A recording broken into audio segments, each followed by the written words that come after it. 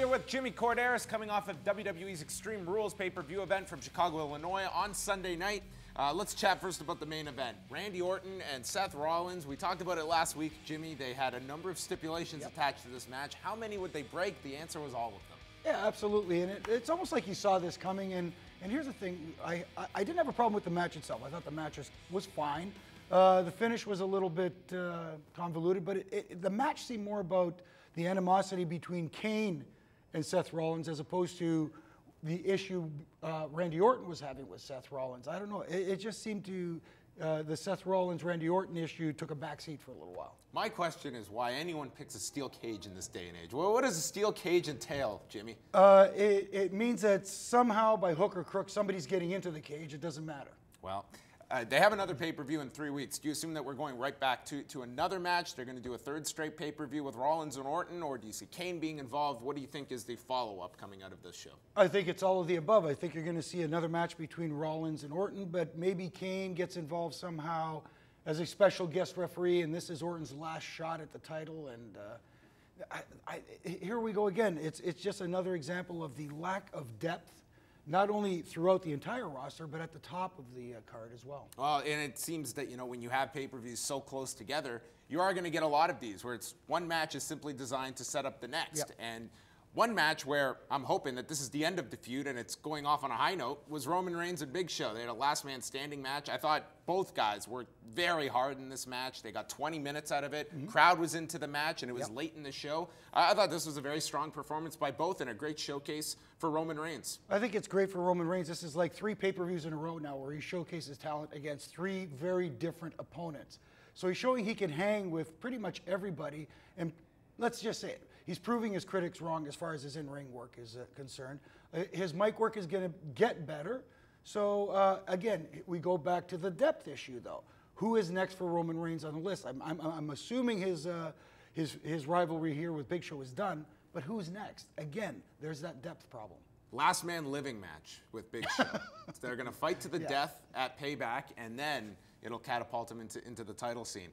John Cena and Rusev, they had a Russian chain match. I'm really enjoying stipulation matches that set up the ultimate stipulation match because already we are going to get the 4th straight show at Payback between these two in an I Quit match. The final chapter, Jimmy, at Payback. Here's the problem I'm having with this. First of all, getting back to the chain match, the Russian chain match from Sunday, it almost seemed like that hampered the match as opposed to enhanced it.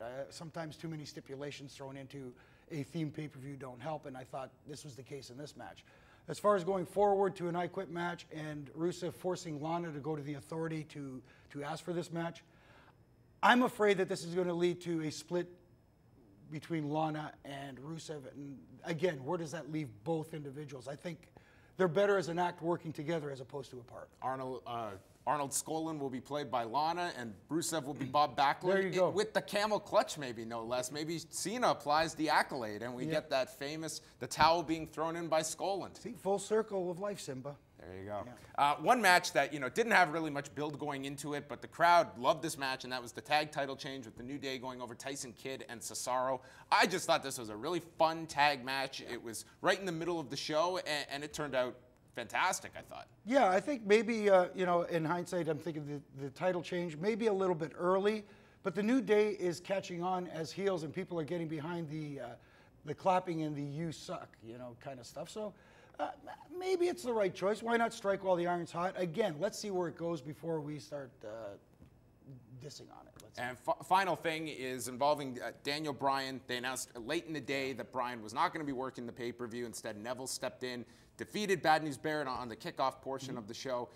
It appears that Daniel Bryan, I mean, it's a question mark at best in terms of when he's going to be back at this time.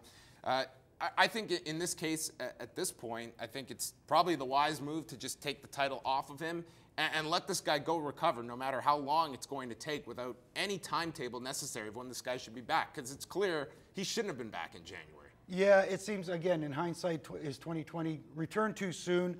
And in theory, the idea to put the Intercontinental Championship on Daniel Bryan was a good idea to elevate the title. Unfortunately, it didn't work out. We wish Daniel Bryan the best. We hope it's not too serious. But in this case, maybe the best case scenario would be to take the title off him for now, let him rest and recuperate and get back to 100% and not rush it back.